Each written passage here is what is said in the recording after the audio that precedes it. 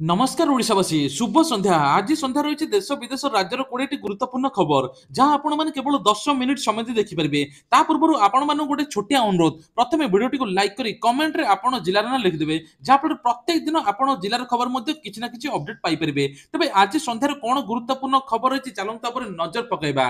Number 1 मुख्यमंत्री बड़ घोषणा चलित वर्ष सरकार देवे 40,000 चाकरी फोकस रे अछि आईटीआई। तेबे ओडिशा रे 40,000 को चाकरी देवे सरकार बिल आज घोषणा करिसंती। प्री बजेट सरिया परे एथर मुख्यमंत्री सांबादिक सम्मेलन करथिले सेतरे मोहन माझे कहिथिले जे फेब्रुआरी 17 तारिख रे बजेट पई आलोचना हैला। तेबे पूर्वतन अर्थमंत्री अर्थ विशेषज्ञ बजेट पई परामर्श मध्ये दैचंती। सदस्य माने बहु गुरुत्वपूर्ण परामर्श मध्ये दैचंती। जनवरी 31 तारिख पर्यंत समस्त मतामत देई पारिबे बोली मुख्यमंत्री कहिसंती। ता सहित मध्ये 1.5 लाख नियुक्ति देबे सरकार बोली कहिसंती। तबे चलित वर्ष 40,000 नियुक्ति देबे बोली आज मुख्यमंत्री मोहन चरण माझी घोषणा करिसंती। फेब्रुआरी 9 रे 12 बाटी रे भारत इंग्लैंड मैच अनुष्ठित हेबो। फेब्रुआरी 2 रु ऑनलाइन टिकट बिक्री आरंभ हेबो। फेब्रुआरी 2 रु ऑनलाइन टिकट बिक्री आरंभ नै कि फेब्रुआरी 6 7 8 रे हेबो ऑफलाइन टिकट बिक्री बोली कहिसंती। तबे बुधवार दिन मुख्यमंत्री मोहन चरण माझी ओडीआई मैच पई टिकट किनिसंती। एने कि ओसीए सदस्य एवं सेक्रेटरी संजय बेरा मुख्यमंत्री कार्यालय मध्ये जाइथिले। मैच नै ओसीए पक्षर व्यापक व्यवस्था कराई जिबे संजय मध्ये कहिसंती। एठारु आरंभ हेबो आवास सर्वे। आवास पोर्टाल रे विधि बाबद लॉन्च करिवे राज्य सरकार। उभय ऑफलाइन और ऑनलाइन माध्यम रे आवेदन करि परिबे हिताधिकारी माने। प्रथम थर पई आशायी थिबा हिताधिकारी माने निज निजर सर्वे मध्ये करिवे। अलगा होइतिया परिवार मध्ये सर्वे रे शामिल होई परिबे बोली मुख्यमंत्री मोहन चरण माझी कहिसंती। जदि देखिबा पूर्व प्रधानमंत्री आवास योजना पई जेउ मानदंड थिला सेति मध्यरु कोहळ करचंदी केंद्र सरकार। दुई चकिया जान फ्रिज लैंडलाइन फोन थिले मध्य सेही तालिका मुक्त बोली कुआ जाउची सेमाने मध्य आवेदन करि परिबे। सेपरि वार्षिक आय 15,000 टंका थिले मध्य सेमाने मध्य आवेदन करि परिबे बोली कुआ जाउची। बापटु भिन्न होइतिबा पुओ स्वामी ठारू अलग होइतिबा महिला मध्य एथिरे आवेदन करि परिबे। हेले पूर्वरु एही सब ऊपर रोक लागितिला। एबे प्रधानमंत्री आवास योजना रे एमाल शामिल होई परिबे बोली कुआ जायछि। तबे एही आवास योजना किपरि आवेदन करिवे।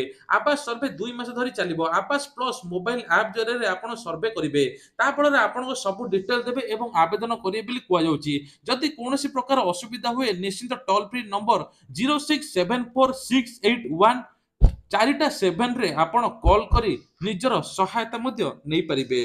सरकारंकर भୟରେ କିଛି ଲୋକ ରାସନ କାର୍ଡ ଫେରାଇଛନ୍ତି। 31 ରେ ସରୁଛି ଇ କେୱାଇସି ଦାଖଲ ତା ପୂର୍ବରୁ ରାସନ କାର୍ଡ ଫେରାନ୍ତୁ ବୋଲି ଅଯୋଗ୍ୟ ହିତାଧିକାରୀ ନେଇ ମନ୍ତ୍ରୀ ମଧ୍ୟ କହିଛନ୍ତି। ତେବେ ମନ୍ତ୍ରୀ କୁସୁମ ଚନ୍ଦ୍ର ପାତ୍ର ଏ ନେଇ ସୂଚନା ଦେଇଛନ୍ତି। ଡାକ୍ତର ଇଞ୍ଜିନିୟର ଏବଂ ଶିକ୍ଷକ ବିଭିନ୍ନ ପ୍ରକାର ଗଭର୍ଣ୍ଣମେଣ୍ଟ ଚାକିରିଆ ମାନେ ରାସନ କାର୍ଡ ହାତେଇଛନ୍ତି। ପାଖାପାଖି 40 ଲକ୍ଷ ଲୋକ ଏପର୍ଯ୍ୟନ୍ତ ଇ କେୱାଇସି କରିନାହାନ୍ତି ଯାହା ଫଳରେ ତାଙ୍କ ଭିତରୁ ଭୂତ ହିତାଧିକାରୀ ଅଯୋଗ୍ୟ ହିତାଧିକାରୀ ଅଛନ୍ତି। ତୁରନ୍ତ ରାସନ କାର୍ଡ ଫେରାଇବା ପାଇଁ ସରକାର ମଧ୍ୟ ବାଧ୍ୟ କଲା ସତ୍ତ୍ୱେ ମଧ୍ୟ ଏପର୍ଯ୍ୟନ୍ତ ଫେରାଇ ନାହାନ୍ତି। ତା ଭିତରୁ ମଧ୍ୟ କୁହାଯାଉଛି ଏଥର ତୁରନ୍ତ ଫେରାନ୍ତୁ ନହେଲେ ତାଙ୍କ ଉପରେ ଦୃଢ କାର୍ଯ୍ୟାନୁଷ୍ଠାନ ନେବେ ବୋଲି କୁହାଯାଉଛି। ତେବେ ନୂଆ ରାସନ କାର୍ଡ ଆବେଦନ ଫେବ୍ରୁଆରୀ ମାସରେ ଆପଣ କରିପାରିବେ। ଏବେ ରାସନ କାର୍ଡରେ ମଧ୍ୟ 1,000 ଟଙ୍କା ସହାୟତା ଦେବେ କେନ୍ଦ୍ର ସରକାର। ଯାହାର ଇନକମ୍ ବୋଲି କିଛି ନାହିଁ ଜିରୋ ଇନକମ୍ ତାଙ୍କୁ ସହାୟତା ରାଶି 1,000 ଟଙ୍କା ମିଳିବ ବୋଲି କୁହାଯାଉଛି। ରାଜଧାନୀରେ ଗଡ଼ିବନି ଭାରୀ ଯାନ କମିଶନରେଟ୍ ପୋଲିସର ନୂଆ ପଦକ୍ଷେପ। ଶୁକ୍ରବାର ଦିନ ସନ୍ଧ୍ୟା ପରେ ଭୁବନେଶ୍ୱର ସହରରେ ଭାରୀ ଯାନ ପ୍ରବେଶ ନିଷେଧ ବୋଲି କୁହାଯାଉଛି। ସହର ଭିତରେ ଟ୍ରାଫିକ ଭିତରେ କଟକଣାକୁ ନିୟନ୍ତ୍ରଣ କରିବା ପାଇଁ କମିଶନରେଟ୍ ପୋଲିସ ପକ୍ଷରୁ ନିଷ୍ପତ୍ତି ନିଆଯାଇଛି। ଟ୍ରାଫିକ ପୋଲିସ ପକ୍ଷରୁ ଏନେଇ ନିର୍ଦ୍ଦେଶନାମା ମଧ୍ୟ ଜାରି ରହିଛି। ସନ୍ଧ୍ୟା 5ଟାରୁ ରାତି 10ଟା ଯାଏଁ କୌଣସି ଭାରୀ ଯାନ ପ୍ରବେଶ କରିପାରିବ ନାହିଁ। ଯଦି ନିୟମରେ ଖିଲାପ କରାଯିବ ତାହେଲେ କାର୍ଯ୍ୟାନୁଷ୍ଠାନ ଗ୍ରହଣ କରାଯିବ ଏବଂ ପୋଲିସ ଆକ୍ଟ 2003 ଧାରା ଅନୁସାରେ ଏଥର 500 ଟଙ୍କାରୁ 1,000 ଟଙ୍କା ମଧ୍ୟ ଜୋରିମାନା ଆଦାୟ କରାଯିବ। ତେବେ ରାଜଧାନୀରେ ଟ୍ରାଫିକ ସୁଧାର ଆଣିବା ପାଇଁ କମିଶନରେଟ୍ ପୋଲିସ ପକ୍ଷରୁ ସମସ୍ତ ବ୍ୟାପକ ବ୍ୟବସ୍ଥା ମଧ୍ୟ କରାଯାଇଛି। ବିକଟାଳ ହର୍ନ ବଜାଉଥିବା ଗାଡି ବିରୋଧରେ ମଧ୍ୟ ଦୃଢ କାର୍ଯ୍ୟାନୁଷ୍ଠାନ ନିଆଯାଉଛି। ଟ୍ରାଫିକ ଗୋଡେଇ ଗୋଡେଇ ଖୋଲୁଛି ମଧ୍ୟ ଏଥର ହର୍ନ। ତେବେ ତା ସତ୍ତ୍ୱେ ମଧ୍ୟ ଯଦି କେହି ନ ମାନିବେ ତାଙ୍କୁ ମଧ୍ୟ ଏଥର ଫାଇନ ଦେବାକୁ ପଡିବ ବୋଲି କୁହାଯାଇଛି। ଏକ ବିଦ୍ୟାଳୟରେ ଯୋଡି ହେବ ଆଉ ଗୋଟିଏ ଶ୍ରେଣୀ। ଓଡ଼ିଶାର ଶିକ୍ଷା ବ୍ୟବସ୍ଥାରେ ହେବ ବିରାଟ ପରିବର୍ତ୍ତନ। ତେବେ ପ୍ରଥମରୁ ପଞ୍ଚମ ଶ୍ରେଣୀ ପର୍ଯ୍ୟନ୍ତ ପ୍ରାଥମିକ ବିଦ୍ୟାଳୟରେ ଆଉ ଗୋଟିଏ ଶ୍ରେଣୀ ଯଥା ଶିଶୁ ବାଟିକା 3 ଆସନ୍ତା ଶିକ୍ଷା ବର୍ଷର ଏହା ଦ୍ୱାରା ପ୍ରାଥମିକ ବିଦ୍ୟାଳୟରେ ଶ୍ରେଣୀ ସଂଖ୍ୟା 6 ରେ ପହଞ୍ଚିବ। ବିଦ୍ୟାଳୟର ପ୍ରଥମ ଶ୍ରେଣୀରୁ ଛାତ୍ରଛାତ୍ରୀ ପଢାଉଥିବା ଶିକ୍ଷକ ଶିକ୍ଷୟତ୍ରୀ ଏବେ ଶିଶୁ ବାଟିକା 3 ରେ ନାମ ଲେଖାଇବା ପାଇଁ ପିଲାଙ୍କୁ ଶିକ୍ଷାଦାନ କରିବେ। କ୍ଲାସ ରୁମରେ ପିଲାଙ୍କ ଯତ୍ନ ନେବେ ସେମାନଙ୍କ ପାଠ ପଢା ସହିତ ଖେଳକୁଦ ନାଚ ଗୀତ ଅନ୍ୟାନ୍ୟ କାର୍ଯ୍ୟକଳାପ ଦେଖିବେ।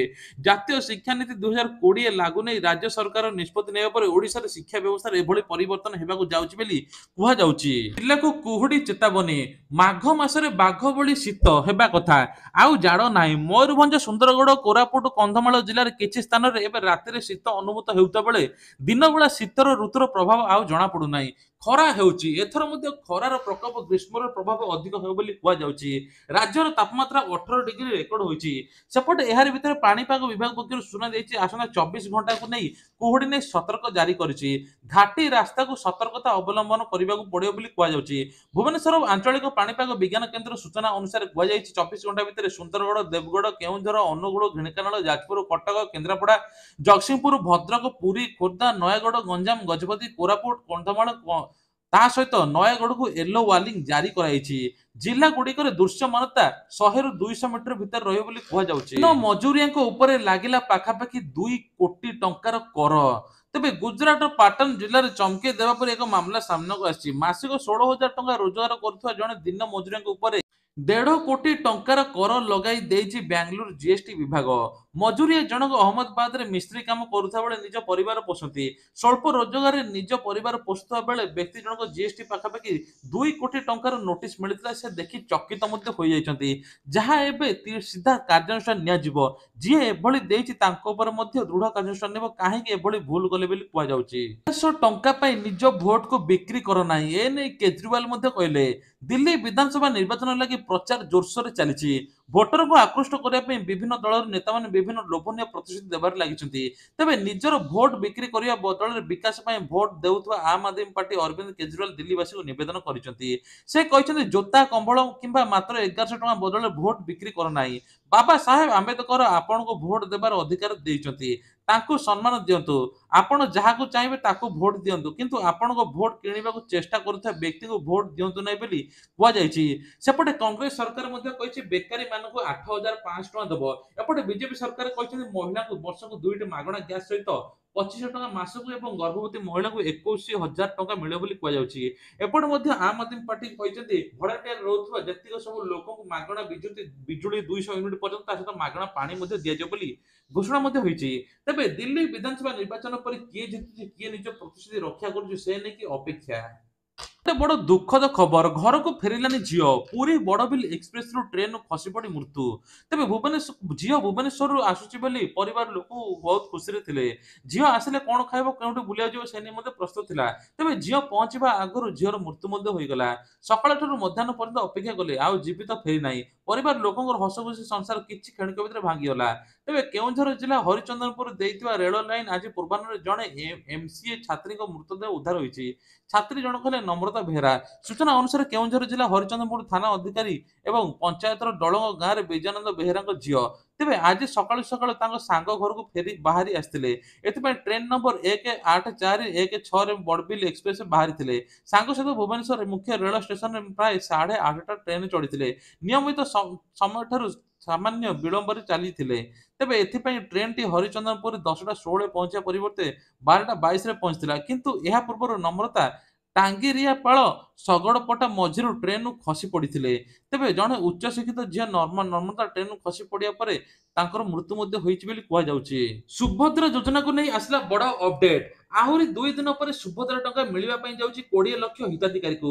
ତେବେ ପୂର୍ବରୁ 2 ଦିନ ତଳେ ପୁରୁଷ 157 ଜଣ ଆବେଦନ କରିଥିଲେ ବୋଲି ବାହାରିଛି। ଏବେ ଚେକିଂ ଚାଲିଛି। ଅଙ୍ଗନବାଡି କର୍ମୀମାନେ ମଧ୍ୟ ଘର ଘର ବୁଲି ଭେରିଫିକେସନ କରୁଛନ୍ତି କାହାର କେତେ ଜମି ଅଛି। ଜମି ଅଧିକ ଥିଲେ ତାଙ୍କୁ ସୁଭଦ୍ରା ଟଙ୍କାରେ ସାମିଲ ମଧ୍ୟ କରାଯିବ ନାହିଁ। ଏପଟେ ଉପମୁଖ୍ୟମନ୍ତ୍ରୀ ପ୍ରଭାତ ପରିଡା କହିଛନ୍ତି ଏହି ମାସରେ ଏଥର 20 ଲକ୍ଷ ହିତାଧିକାରୀଙ୍କୁ ସୁଭଦ୍ରା ଟଙ୍କା ମିଳିଯିବ। ଯେଉଁମାନେ ପାଇନାହାନ୍ତି ସେମାନେ ଧୈର୍ଯ୍ୟ ଧରନ୍ତୁ, ଖୁବ୍ ଜଲ୍ଦି ମିଳିବ ବୋଲି କୁହାଯାଉଛି। ମାର୍ଚ୍ଚ 8 ତାରିଖ ପୂର୍ବରୁ 1 କୋଟି ଲୋକଙ୍କୁ ମଧ୍ୟ ସୁଭଦ୍ରା ଟଙ୍କା ମିଳିଯିବ ବୋଲି ମଧ୍ୟ ସୂଚନା ମିଳିଛି। କେନ୍ଦ୍ର ସରକାରଙ୍କର ବଡ ଘୋଷଣା, ପିଏମ ଇଜିପି ଲୋନ ଉଦ୍ୟୋଗପତିଙ୍କ ପାଇଁ ଯୋଉ 10 ଲକ୍ଷ ଥିଲା ତାକୁ ବଢାଇ 20 ଲକ୍ଷ କରାଯାଇଛି। ଯାହାଫଳରେ ଉଦ୍ୟୋଗପତି ମାନେ ଲକ୍ଷରୁ 20 ଲକ୍ଷ ପର୍ଯ୍ୟନ୍ତ ଋଣ ନେଇପାରିବେ, ସେ ପୁଣି ବି କିଛି ଛାଡ ଅନୁସାରେ। ତେବେ ଉଦ୍ୟୋଗପତିଙ୍କ ପାଇଁ କି ପ୍ରଧାନମନ୍ତ୍ରୀ ନରେନ୍ଦ୍ର ମୋଦୀ ଏସବୁ ମଧ୍ୟ କାର୍ଯ୍ୟ କରିଛନ୍ତି। ତା ସହିତ ମିଶନ ଶକ୍ତି ମା ମାନେ ଯଦି ମିଶନ ଶକ୍ତି ଜରିଆରେ ଯଦି କୌଣସି ତାଲିମ ନେବେ, ତାଙ୍କୁ ମାସକୁ 15,000 ଟଙ୍କା ଯୋଗାଇ ଦେବେ, ତାପରେ 2 ଲକ୍ଷ ପର୍ଯ୍ୟନ୍ତ ଋଣ ମଧ୍ୟ ଯୋଗାଇ ଦେବେ। ନିଜେ ଭଲ ଉଦ୍ୟୋଗପତି ହେବା ପାଇଁ ସରକାର ମଧ୍ୟ ଏଭଳି କରିବେ ବୋଲି କୁହାଯାଉଛି।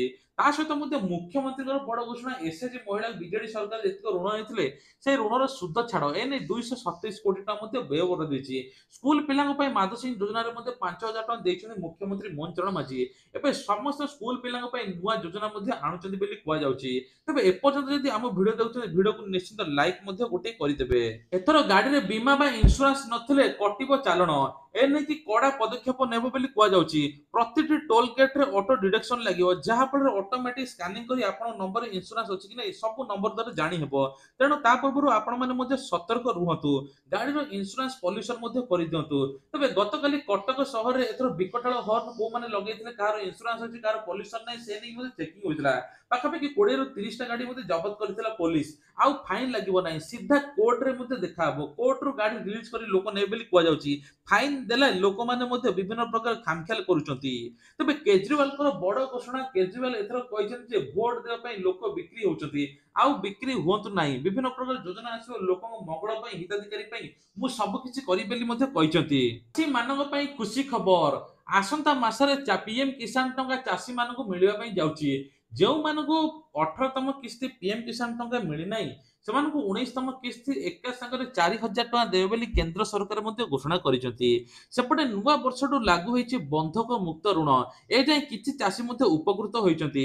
ବିନା ଗ୍ୟାରେଣ୍ଟିରେ ଆପଣ 2 ଲକ୍ଷ ପର୍ଯ୍ୟନ୍ତ ଋଣ ନେଇପାରିବେ, ଫେର ପୁଣି ବି 4% ସୁଧ ହାରରେ। ତେବେ କୁହାଯାଉଛି ଚାଷୀ ମାନଙ୍କ ପାଇଁ ନୂଆ ନୂଆ ଯୋଜନା କରୁଛନ୍ତି ସରକାର। ଏପଟେ ଚାଷୀ ମଧ୍ୟ ଯେତେ ଆଗକୁ ଯାଉଛି ସେତେ ଆଗକୁ ଆମ ଦେଶ ଯିବ ବୋଲି ମଧ୍ୟ କହିଛନ୍ତି। ତେବେ କିଛି ଦିନ ପୂର୍ବରୁ ଗୋଟେ ଘଟଣା ଆସିଥିଲା ଯେ ଦୟା ନଦୀ ପାଣି ପିଇକି ଝାଡା ବାନ୍ତିରେ 4 ଜଣଙ୍କ ଲୋକ ମୃତ୍ୟୁ ହୋଇଛି, 78 ଜଣ ମଧ୍ୟ ଚିକିତ୍ସିତ ହେଉଛନ୍ତି। ଏପଟେ ନବରଙ୍ଗପୁରରେ ମଧ୍ୟ ବ୍ୟାପିଲା ଝାଡା ବାନ୍ତି, 150 ଛାତ୍ରଛାତ୍ରୀ ଆକ୍ରାନ୍ତ। ଝାଡା ବାନ୍ତିର ଭୟ ମଧ୍ୟ ନବରଙ୍ଗପୁର ଜିଲ୍ଲା ଖାତିଗୁଡାରେ ଏଭଳି ବିଦ୍ୟାଳୟରେ ବ୍ୟାପିଛି ଝାଡା ବାନ୍ତି। ଗତକାଲି 9 ଜଣ ଛାତ୍ରଛାତ୍ରୀ ଆକ୍ରାନ୍ତ ହେବା ଫଳରେ ସେମାନଙ୍କୁ ତେନ୍ତୁଳିଖୁଣ୍ଟା ଗୋଷ୍ଠୀ ସ୍ୱାସ୍ଥ୍ୟ କେନ୍ଦ୍ରକୁ ଭର୍ତ୍ତି କରାଯାଇଛି। ଆଜି ପୁଣି ସମସ୍ତଙ୍କ ଝାଡା ବାନ୍ତି ହେଉଥିବା ବେଳେ ଏକ ଡାକ୍ତରୀ ଟିମ୍ ପହଞ୍ଚି ମଧ୍ୟ ତଦନ୍ତ ଚଳାଇଛି। ତେବେ 150 ରୁ ଉର୍ଦ୍ଧ୍ୱ ଛାତ୍ରଛାତ୍ରୀ ଡାଇରିଆରେ ଆକ୍ରାନ୍ତ ହୋଇଥିବା ମଧ୍ୟ ଜଣାପଡିଥିଲା। ଡାକ୍ତରୀ ଟିମ୍ ମଧ୍ୟ କହିଛନ୍ତି ଏସବୁ ପାଣି ପିଇବା ଦ୍ୱାରା ଏମିତି ମଧ୍ୟ ହେଉଛି, ତୁରନ୍ତ ଭଲ ପାଣି ପିଅନ୍ତୁ। ତେବେ ଏଇ ଝାଡା ବାନ୍ତିକି ନେଇକି ଲୋକଙ୍କର ମଧ୍ୟ ମୃତ୍ୟୁ ହୋଇଛି, ଯାହା ଫଳରେ କୁକୁଆର ଭୟ ମଧ୍ୟ ଖେଳି ଯାଇଛି ଗାଁ ମାନଙ୍କରେ। ଏପଟେ ମୁଖ୍ୟମନ୍ତ୍ରୀ ମୋହନ ଚରଣ ମାଝୀଙ୍କର ମଧ୍ୟ ବଡ ଘୋଷଣା, ଏଥର କୁହାଯାଇଛି ଅମାନ୍ୟକୁ କରିବେ ସାବାଡ। ରାତି ଅଧରେ ଯଦି ନିଶା ପିଇକି ବା ମଦ ପିଇକି ଚଲାଉଥିବେ ଗାଡି ତାଙ୍କ ଉପରେ ଦୃଢ କାର୍ଯ୍ୟାନୁଷ୍ଠାନ ନିଆଯିବ। ରାତି ସାରା ବ୍ଲକିଂ ଚେକିଂ କରୁଛି ପୋଲିସ, ଅମାନ୍ୟକୁ କରିବ ସାବାଡ। ରାସ୍ତାରେ ଯଦି ମଦୁଆ ବୁଲିବେ ତାଙ୍କୁ ମଧ୍ୟ ଦୃଢ କାର୍ଯ୍ୟାନୁଷ୍ଠାନ ନିଆଯିବ ବୋଲି କୁହାଯାଉଛି। ତେବେ ଇଏ ଥିଲା ଆଜିର ଦେଶ ବିଦେଶ ରାଜ୍ୟର ଗୁରୁତ୍ୱପୂର୍ଣ୍ଣ ଖବର। ଏଇଭଳିଆ ଖବର ପ୍ରତ୍ୟେକ ଦିନ ଦେଖିବା ପାଇଁ ହେଲେ ଚ୍ୟାନେଲକୁ ସବସ୍କ୍ରାଇବ କରି